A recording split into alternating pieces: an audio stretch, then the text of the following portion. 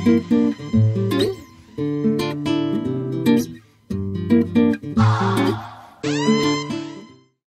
hey guys, this is Matt. Welcome to a really special episode of Costa Rica Crypto, where I have the opportunity and the pleasure to speak to a project that I've been following for a long time. I know a lot of other people have. And today I have Kedar from Everipedia. And I want to thank you for taking the time to sit down and chat with me today, Kedar. It's really appreciated. I think a lot of people are watching what you're doing. I know I am. And it's a pleasure to have you here. So I guess to kind of kick it off, I was hoping we can kind of take this back a little bit, and then maybe you can kind of, I'm sure, young Kedar wasn't thinking like I'm about to start a revolution that's going to kind of overtake, the Wikipedia movement, which I think you're in the midst of doing. Where did you grow up? How did your life path kind of lead you along this line to Everpedia? I grew up in Silicon Valley. So my dad was involved in the first .com boom. So I saw the whole thing happen. I saw the .com boom go up. By the time I was 10, people had crashed and everyone was broke. So it was interesting. So that's what I grew up in. So I guess that's what the draw was to tech. I've always been involved in tech and things like that. I moved to LA like 7 or 8 years ago. I've lived in a couple of other places since then, but I've always been around like California. So tech's always been the thing around here. And it just, it was something interesting. Software was the place to be. So that's just where I ended up. Yeah, cool. As I said, it's really interesting kind of what's developing. And I tend to talk to a lot of people who are into like some of the kind of social revolutions that are going on through YOS. And I think that social media has been just feeding us crap headlines with inaccuracy for a while. And the thing that really drew me to you guys was an author. I read a book, believe it or not, an author by the name of Noam Chomsky when I was quite young, who wrote a book called Manufacturing Consent. And it really opened my eyes to the way that a lot of the media is very guided and has ulterior purposes and is kind of moved by certain people who want to impose those purposes. I want to start by asking you, what problems does Everipedia solve? Why not use Wikipedia? Wikipedia is a great site. Like, we got nothing against Wikipedia. It's probably one of the best sites on the internet right now. What we're trying to solve is we're trying to create a self-sustaining organization that can do what Wikipedia does, but can't be censored, can be accessed from anywhere.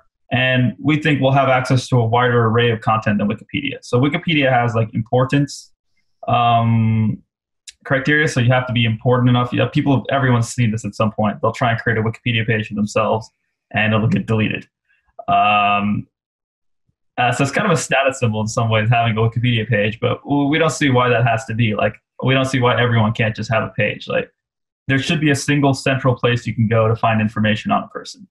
Not just a person, but any event, activity, place, anything like that. There's nothing wrong with having a wiki page for everything, in our opinion. So that's our main thing that we were trying to solve initially.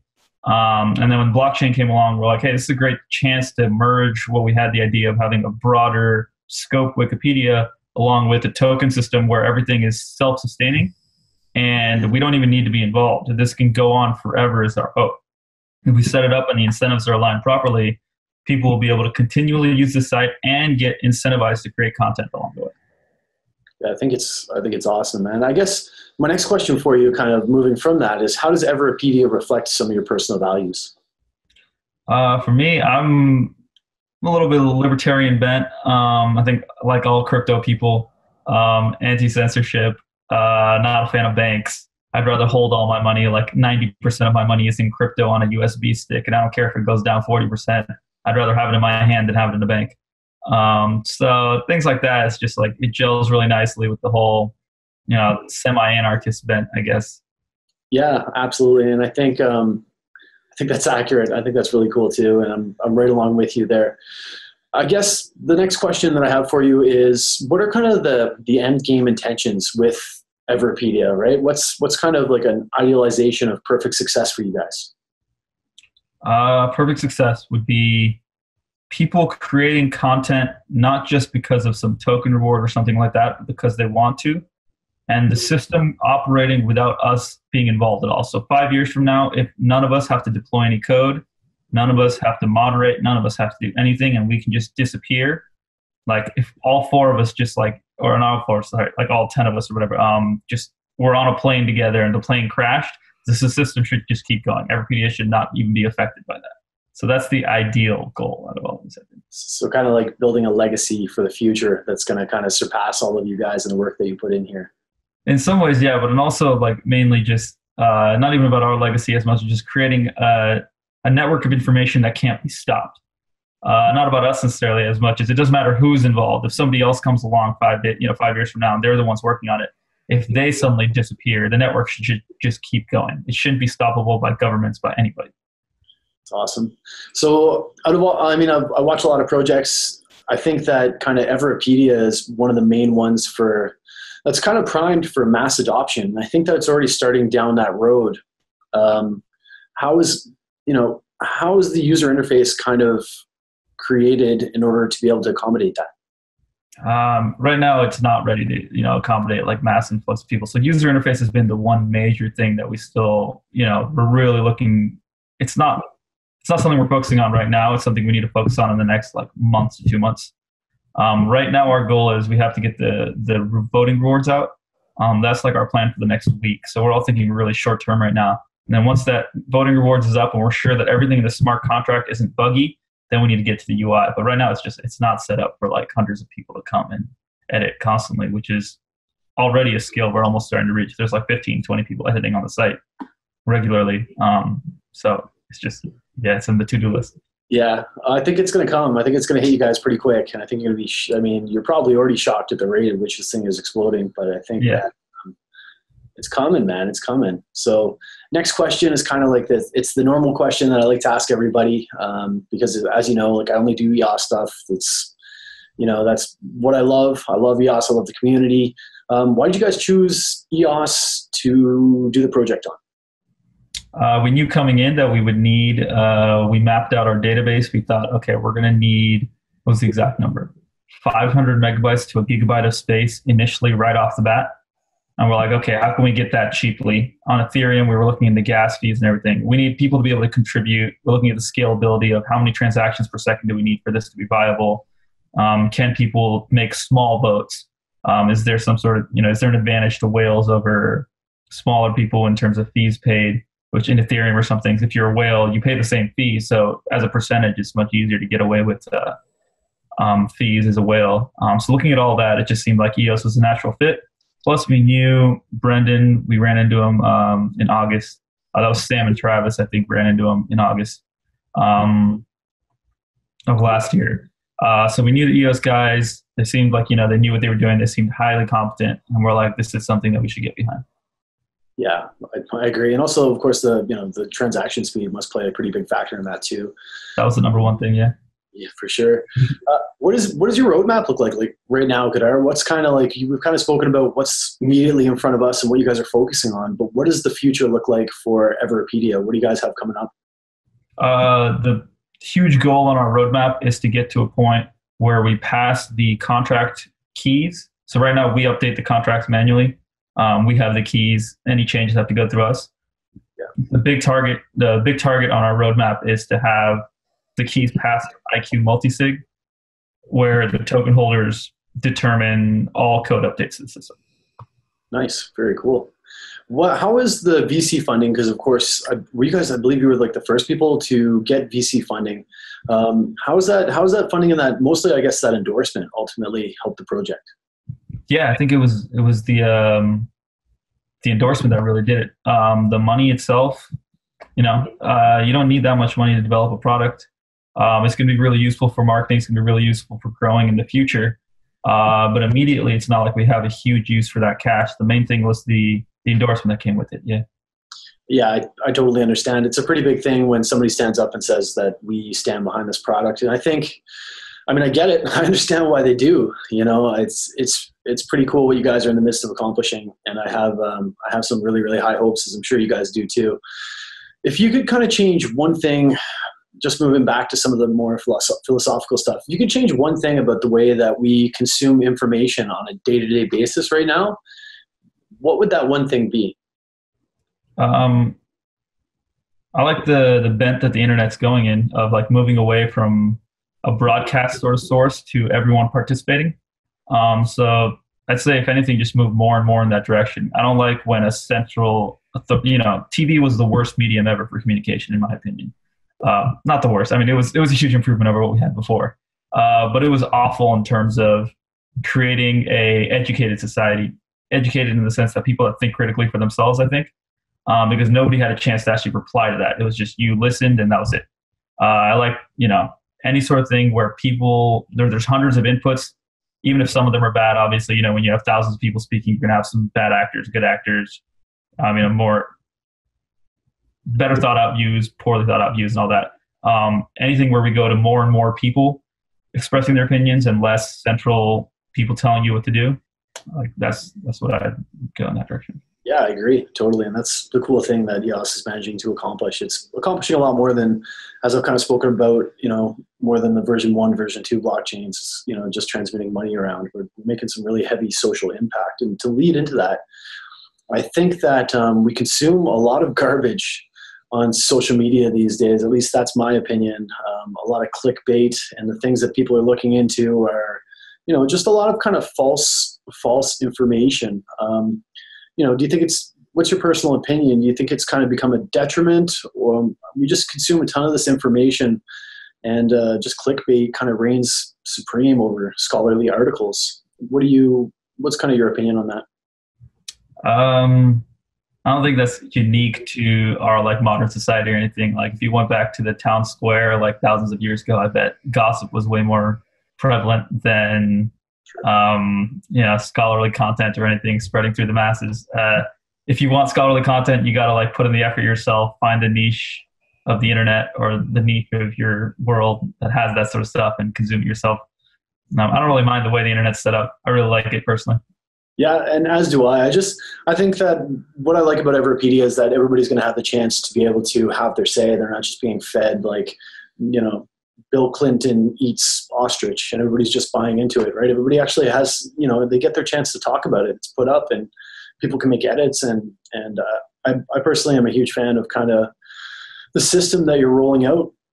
I guess the next question would be, I talked to a lot of people who are doing some projects with some social impact, that are giving people an opportunity, and some of them maybe, I won't say less fortunate, because of what I've learned in my travels is that people who don't have as much money are not necessarily any less happy. But I will say, do you think that ultimately Everipedia is going to provide an opportunity for people in other countries to maybe kind of monetize their content, as opposed to some of the systems that are in place right now, where a lot of it is kind of controlled by the few? And as you spoke about, kind of whales, how will Everipedia allow people in some of those countries who are looking to make a contribution and possibly monetize some content a fair shake over top of a lot of the other larger social media platforms?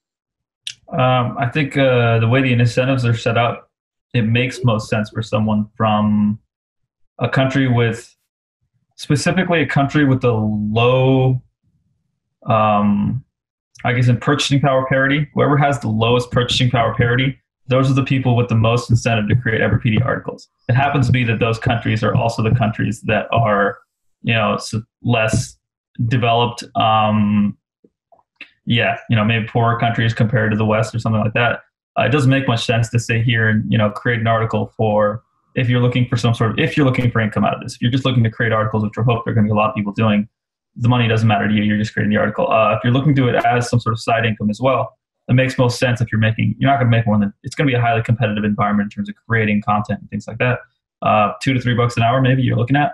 That's not reasonable for someone in the West to do, but it's perfectly reasonable for someone with an internet connection in India, for instance, to do.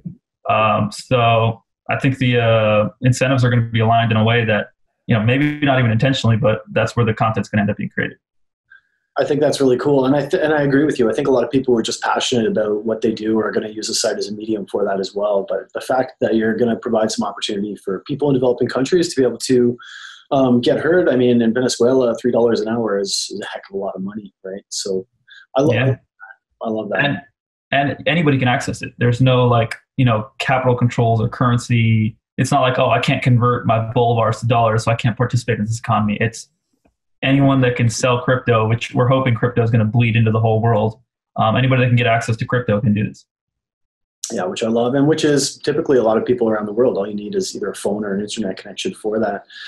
I want to move into something about kind of obviously you're heavily involved in the site. You're doing a lot of the programming, but what are kind of your two favorite articles that are kicking around the site right now? Two favorite articles. I'll admit I don't actually spend too much time looking at the recent articles coming in because I'm so busy writing code. Our favorite article has always been Tekashi69, man. That guy was he made the site run for a little bit, like just the hits on that one. And then the Cardi B article, because I think it was really representative of Wikipedia didn't have a Cardi B article for like a year after she was a top 10 artist because it said she didn't pass the notability requirements. And everybody's like, are you crazy? Like she's one of the most notable people in the world right now. But we had an article and we were the main source of like, the main wiki for her for a while. So I think those are two. How does peer review work to enhance the functionality and the accuracy of information on your site? That's something that's still kind of in progress. The idea is that if we create the incentives properly so that if you're a bad actor in the system, you get punished. And if you're a good actor in the system, you get rewarded. Naturally, the peer review will move in a direction of higher quality. But I think a lot of it's going to be set early on by just setting a culture of that early on. That's a good answer. I absolutely agree. Why airdrop? I know why, but why did you guys choose to airdrop IQ to? Block.one approached us with the idea, and we were like, "This is a great idea." The point is to get the tokens to as many people as possible. And Block.one's like, "Hey, we have a distribution list of 160,000 people. Why not just send it to that?" And we're like, "Okay, cool, let's do that." Yeah, you're putting the tokens in the hands of people who are going to use them. Exactly. Yeah, it's cool. I guess I want to know a little bit more about Kedar. What motivates you, man? Like I know you just told me, you just got off telling me that you're holed up at your buddy's house there in LA, and you guys are just working hard, grinding code. What makes you get up every day and just go to work and give it your best? I really enjoy working on crypto. I like writing the code. It's really fast. I think crypto and blockchain is like the next. It's the next. What is it? There's like next technological revolution. Yeah. I think it's going to really reshape the way, just like the internet reshapes society. I think blockchain is going to do a similar thing in ways that we're not going to be able to predict. And it's just fun to be a part of the revolution as it's happening. I totally agree. I've had a lot of conversations about that. And like, I always have these arguments with some of my friends who are kind of, they might be, I've got a friend who works on the New York Stock Exchange as a trader, and he's like, it's never going to happen. And I'm like, yeah, well, get on the train, man, or get out of the way. That's what I always say. So I'm of the same opinion. If you had like one message that you could just you could transmit digitally to absolutely everybody in the world, just like kind of like in a couple of lines, what would it be? They can't control you if you control your own money. That's a very crypto related one. I love it. And also accurate. I love that. Okay. If you had now just another one of these deep questions, if you could change one thing about the way that society functions today, what might that be? Less large federal government, more local government. I think local and smaller, like the closer you are to the people, the better government functions. Yeah, that's accurate as well. So people have kind of wanted me to ask, when will Everipedia be on chain, and how much of the actual information is stored on chain? What's stored on chain is just an IPFS hash of the documents. And then you would take that hash, you'd feed it into the IPFS daemon, and if you wanted to run it truly decentralized way, you would pull the article from the IPFS daemon. So there's only the way it's stored on chain is there's the hash of the current article and there's the hash of the parent article, and it forms kind of a tree. So that's the only part that's actually stored on chain. It's actually on chain right now. There's a smart contract there. What we haven't done is we haven't migrated the 6 or 7 million articles we have in our main database into the smart contract, and we're waiting to do that until we have the whole system checked in. So I'd say 3 months, and we'll be fully, totally on chain, and give it a week, maybe even tonight. Like that's our goal for tonight, is to get the voting rewards out. Nice. That's awesome. All right. I did want to ask you a question just because it's kind of been asked in the community, and just give you an answer to kind of have an opportunity to have your say. And you know what's coming. You know what I'm talking about. Everybody's asking you why fees, right? So I want to give you just a little bit of an opportunity to kind of talk on that. Okay. Why fee? There's two ways of funding the network. There's the inflation method, and there's the fee method. The inflation method hits everyone equally. So no matter who you are in the network, you get hit by the same fee. It's just the number gets inflated and everyone gets devalued a certain amount. For the fee, we were able to do something a little bit cuter where the only people that get charged fees are the people involved in speculation. If you're involved in actually running the network, so if you're staking tokens, if you're creating content, if you're voting, all of these are no fee actions. But if all you're doing is transferring the money around, which is usually if you're transferring the money around, you're trying to trade it, then you get taxed. So it's more of a speculation tax than it is a transfer fee in our opinion. So we're taxing the speculators and we're taking that money, we're going to burn that money to offset the inflation that comes from the edit rewards. So essentially the speculators are paying for the people actually contributing to the network. So that's the reasoning behind the fee. It's an interesting model. I think that's pretty cool. It's a good explanation. I know a lot of people really support you in the community. I watched a talk there yesterday that went down on Reddit, and I know that a lot of people kind of get it and they understand. But I think that's a pretty solid explanation as well. So the last thing I want to ask you before I let you go, so you get back to your programming, is there anything you wanted to talk about? Where can people come find you if they want to ask questions, if they want to get involved with Everipedia? And of course, I'm going to list the website and the Telegram and all your appropriate links below. But where can people track you down if they want to get involved? And is there anything that you kind of want to mention here as we're signing off that's coming up, or anything, any last thoughts? We're always on our Telegram. That's the best way to access us. To reach us, anything. We've got like 5 or 6 people constantly trolling it, like answering questions. All of our announcements go through there. Usually you can get a response within an hour if you hit us up there. And sometimes we're just like chilling there and we'll reply to you immediately. So what if you have any sort of like, so when we implemented the fees and we got a bunch of feedback, so we actually changed a couple things in the fees. Initially, the fee comes from the receiver, was how it was. And that was upsetting a lot of people. And we got a bunch of messages from exchanges, how that just kind of screws with their system. So we made a change. We implemented the fees. We got feedback within 2 hours from those guys. We changed the code and we made a couple deployments within like 3 hours of them, without 3 hours of the first update itself. So we're just sitting there on Telegram. If you give us feedback, we'll take it, we'll take it in and we'll make the changes immediately and deploy it. So, and in terms of like future things going on, the edit rewards are coming out very soon. So look out for that. All right, I'm definitely going to link to everything inside of here as well. Kedar, man, you're super laid back, super down to earth. I know how busy you are, and I was really honored that you took the time to come and speak with me today. So I really want to thanks for having me on. This was great. It's my pleasure, man. It really, really is. Thank you so much for coming on, and hopefully we can do it again sometime in the future. And I wish you well. I wish Everipedia well. I think you guys are doing some awesome things, and move over Wikipedia. I'm looking forward. The future looks good, man. Thanks, man. Okay, buddy. I'll see you soon. Thanks.